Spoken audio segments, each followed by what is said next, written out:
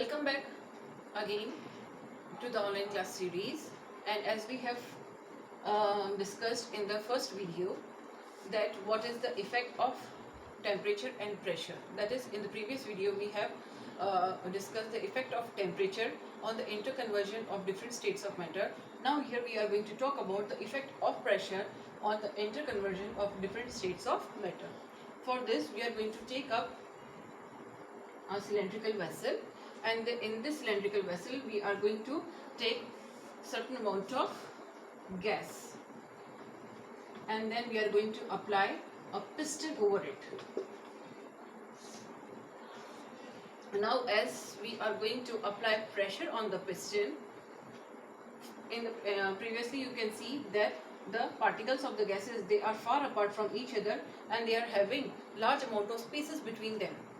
Now when we are applying force or pressure on this piston is going to come down, and while it is going to come down, it is again going to exert pressure on the particles of the gases, and these particles of the gases, they are forced to come close to each other, as a result of which the space between these particles becomes very less, and hence now the state has changed from the gaseous state to the liquid state. Now certain amount of the force of attraction does exist between these particles. Now further applying force on this piston, again if we keep on increasing the pressure on the piston, now what will happen? The pressure, as the pressure is increased, the particles are again forced to come close to each other, as a result of which you can see that there is no space left between them. As there is no space left between them, the particles of the matter, they share a strong force of attraction between them, due to which the change of state occurs from the liquid state to the solid state. A very good example of the effect of pressure on interconversion of different states of matter is LPG. As you all know, the full form of LPG is liquefied petroleum gas. Again, what happens over here, that the gas is filled up in the cylinder and it is filled under certain amount of the pressure, due to which what happens, it is converted into the liquid form. Another very good example is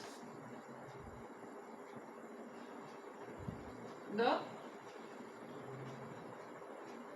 solid carbon dioxide. Solid carbon dioxide means the carbon dioxide gas, it is pressurized so much that it is converted from the gaseous state into the solid state. This solid carbon dioxide gas is very often used. You can see it very oftenly in the chemistry lab. So here we have seen that the different states of matter can be interconverted from one form to another form, or vice versa. That is, the solids can be changed from into the liquid state, and liquid can be changed into the gaseous state, and vice versa. That is, the gaseous states can be converted into the liquid, and liquid into the solid states. Here both temperature and pressure plays a very important role. Now, is this only the condition that the interconversion will take place in a sequence wise manner, that is from first the solid into the liquid and liquid into the gases, and if we are talking of vice versa, then gases into the liquid and liquid into the solids?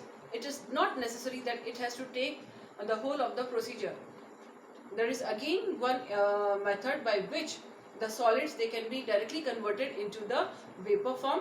We can see this by an experiment.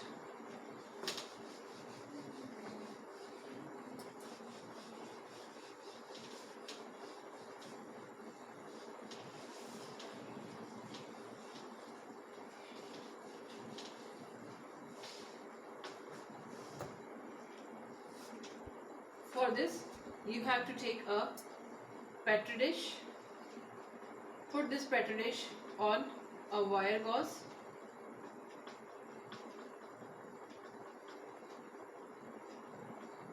then put a burner underneath the wire gauze, put this wire gauze on a tripod stand, and in this petri dish you are going to take certain amount of ammonium chloride, then put an inverted funnel over this petri dish, close the mouth of the inverted funnel with the help of a cotton plug. This is cotton plug, this is inverted funnel, this is ammonium chloride,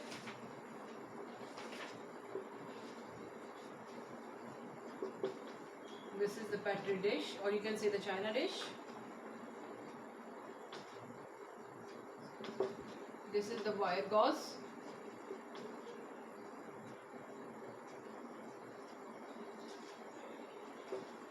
Tripod stand.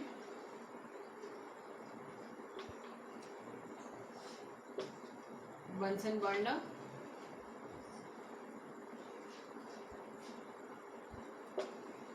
Now, as we put on the setup and as we lit up the Bunsen burner, a rise in the temperature can be observed.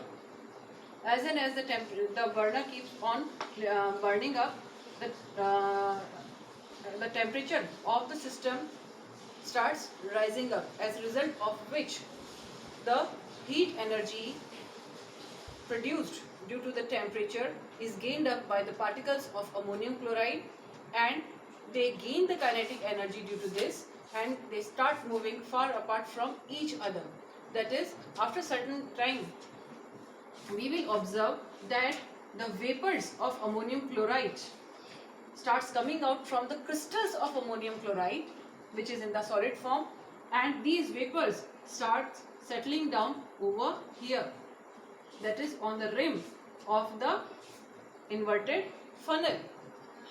These vapors are going to settle as far as we are going to provide temperature to the whole of the system, that is till the whole of the ammonium chloride is getting the heat energy from the Bunsen burner.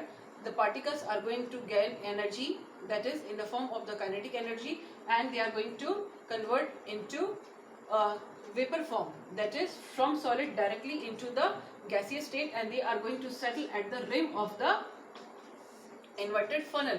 Now if we remove the inverted funnel from the set and we let it cool it for a certain time, we will see that again the vapors, they have changed into the crystal form, and we can very easily obtain the crystals of the ammonium chloride by scraping out from the funnel.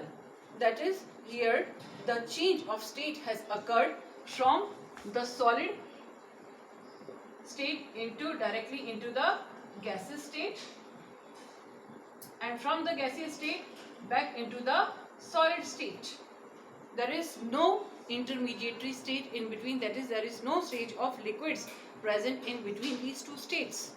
This type of a process is known as sublimation.